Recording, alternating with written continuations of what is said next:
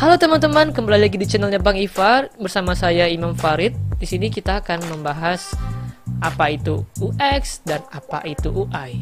Oke, langsung saja kita mulai.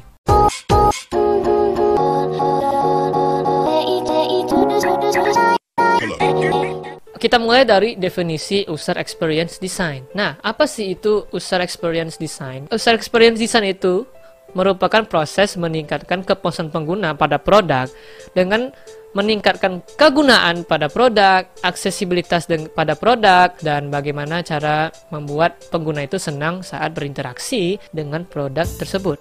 Nah, kemudian bagaimana tanggung jawab dari seorang user experience design? Nah, jadi istilahnya itu apa-apa saja komponen-komponen penting ketika kita mendalami user experience. Nah, yang pertama itu adalah tentang interaksi antara produk dan pengguna. Nah, jadi bagaimana suatu produk itu berinteraksi dengan seorang pengguna produk ini. Nah, jadi itu adalah salah satu tanggung jawab dari seorang UX designer. Kemudian tentang konten yang diberikan. Ingat, konten adalah raja. Nah, jadi UX designer ini membuat strategi bagaimana sebuah konten itu dapat dicerna oleh pengguna atau dapat diterima oleh pengguna. Nah, itu salah satu tanggung jawab oleh UX designer. Kemudian UX designer juga membuat sebuah wireframe atau rancangan awal dan juga bagaimana kebutuhan bisnis dan kebutuhan pengguna dan juga kegunaan produk yang dibuat, menentukan fungsi utama dari produk yang dibuat, tentukan satu hal yang ingin dicapai oleh pengguna kita saat menggunakan produk kita. Dan desain UX ini lebih tentang ke fungsi daripada bentuk. Namun di dalam UX sendiri itu, para pembuat desainer UX itu harus tetap mengetahui bagaimana skema tata letak tulisan, tata letak gambar, tata letak sebuah tombol. Ya, namun peran seorang UX designer itu lebih ke fungsi dari sebuah produk tersebut. Dan juga UX designer harus memikirkan tentang konsistensi dari sebuah produk. Banyak pengguna yang menyukai konsistensi dari suatu produk. Kenapa perlu konsistensi pada suatu produk? Ini dikarenakan agar seorang pengguna itu tidak mengalami kebingungan dalam menggunakan produk. Kalau misalnya nggak konsisten, pasti pengguna itu kesulitan. Kok ini nih warna posisi tombolnya tadi sebelah kiri ini kalau oke-nya. Lah, sekarang kok sebelah kanan? Lah, jadinya kan nggak konsisten kan? Dan kemudian kesederhanaan. Jadi UX designer harus memikirkan kesederhanaan pada suatu aplikasi atau produk yang ingin dibuat.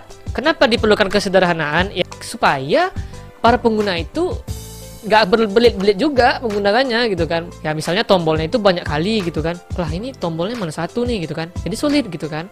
Dan juga misalnya navbarnya atau navigationnya atau fotonya, posisi letak fotonya gitu kan. Ya, kalau bisa bikinlah sesimpel mungkin, sesederhana mungkin, supaya agar para pengguna itu menyukai aplikasi atau produk yang kita buat.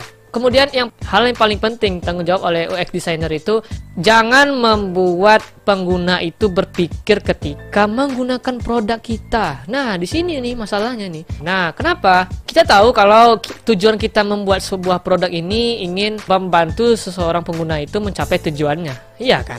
Nah, masalahnya kalau kita membuat pengguna ini berpikir, berarti aplikasi atau produk kita ini merupakan produk yang sulit digunakan. Kenapa? Karena mereka kesulitan mencapai tujuan mereka. Dan mereka itu berpikir gitu, ini misalnya saya ingin pesan makanan di produk ini, bagaimana caranya? Nah, jadi pastikan kalau produk yang kita buat itu jangan sampai pengguna itu berpikir ketika menggunakan produk kita. Kasihlah sebuah clue, mungkin kan kita kasih silakan pencet di sini, mungkin ya desain UX-nya terserah, yang penting jangan sampai pengguna kita itu berpikir dua kali ketika ingin menggunakan aplikasi atau produk yang kita buat. Ada beberapa hal yang dapat meningkatkan kepuasan pengguna secara signifikan, antara lain yaitu kegunaan dari platform. Misalnya platformnya itu bisa digunakan di website, terus di Android, terus di iPhone. Ya, itu bisa support di segala platform gitu ya. Kemudian produk kita itu bisa memberikan nilai value secara langsung kepada pengguna. Kemudian navigasi yang sederhana, ya perlu ya navigasi itu yang sederhana saja ya, supaya pengguna itu lebih mudah menggunakan produk kita dan dia tidak tersesat dia di mana gitu ya kan. Kemudian kurangi perguliran atau scroll pada produk kita. Ya kalau bisa produk kita ini kurangilah perguliran dan scroll supaya ya pengguna itu puas gitu kan, nggak terlalu banyak scroll atau terlalu banyak perguliran itu ya membuat pengguna itu ya terlalu banyak baca jadinya, jadi dia nggak dapat poinnya gitu, poin dia menggunakan produk ini gitu kan.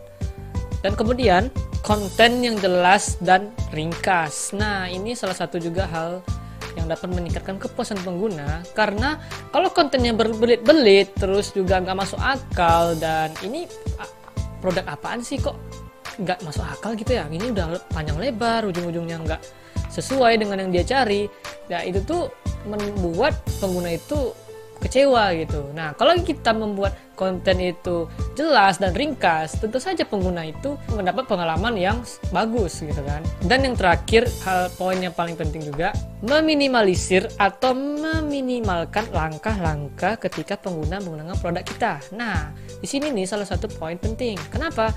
Kalau misalnya langkah-langkahnya itu panjang ketika seorang pengguna menggunakan produk kita, ya dia pun merasa ribet gitu kan.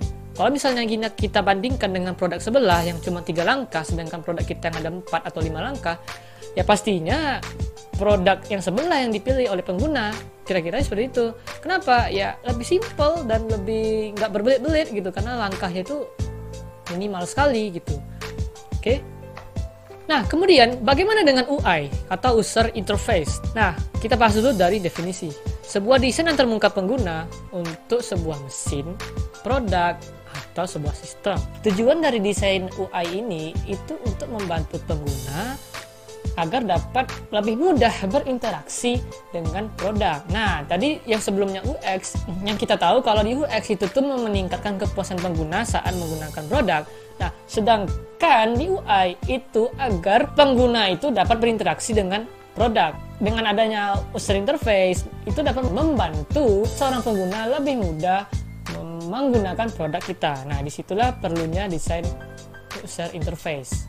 Nah, jadi desain user interface ini sendiri itu lebih merujuk kepada skema warna, tata letak konten, terus bagaimana elemen-elemen pada produk kita itu diatur gitu kan. Misalnya mungkin teksnya itu justify atau leveraging pada suatu produk. Nah, jadi seperti itu. Nah, jadi apa sih tanggung jawab dari desainer user interface? Nah, jadi sebenarnya tanggung jawab mereka itu ya pertama itu look and feel. Nah, jadi tampilan dari sebuah produk itu bagus dan perasaan pengguna saat menggunakannya itu lebih cocok di mata atau lebih enak dipandang. Nah, dan kalau misalnya kita menggunakan sebuah produk kemudian nggak sesuai dengan warnanya, kontrasnya warnanya kacau, ya gimana mau look and feel gitu kan. Disinilah tugas desainer UI untuk memerhatikan look and feel pada suatu produk. Nah, dan kemudian itu ada visual design. Nah, bagaimana visual yang didesain itu tampak bagus dan warna-warnanya sesuai gitu, dan button-buttonnya dan juga navbar, navigation itu tuh warna yang cocok itu seperti apa gitu. Nah, kemudian desain interaksi juga harus diperhatikan oleh user interface designer. Jadi apa yang lebih penting dari hal-hal yang telah kita bahas sebelumnya? Berdasarkan pendapat Helga Moreno yang seorang pakar desain dan expert, dia mengatakan sesuatu yang tampak hebat namun sulit digunakan. Nah, ini adalah contoh sebuah UI yang bagus namun UX yang buruk. Nah, sementara kalau produk ini sangat berguna dan bermanfaat sekali namun tampak mengerikan, nah, ini merupakan contoh sebuah UX yang bagus, namun UI yang buruk.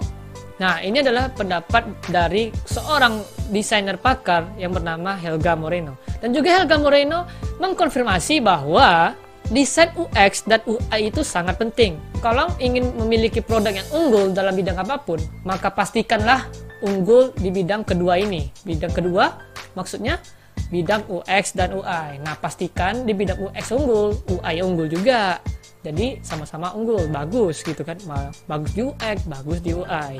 Kesimpulannya adalah desain UX ini lebih ke masalah yang berhubungan dengan fungsi-fungsi pada produk. Sedangkan UI itu lebih ke tampilan.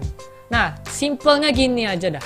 Kalau masih bingung apa perbedaan antara UX dan UI, mungkin kita bisa lihat, kita anggap gini, UX, user experience, kita contohkan itu adalah tengkorak kita atau struktur tulang kita.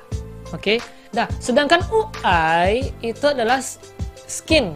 Skin maksudnya kulit kita, rambut kita, terus juga rang mata, terus juga ya pastinya itu kulit ya yang melapisi tengkorak kita ini. Nah, itu merupakan UI. Salah satu contoh sederhananya yang membedakan antara UX dan UI. Jadi simpelnya itu.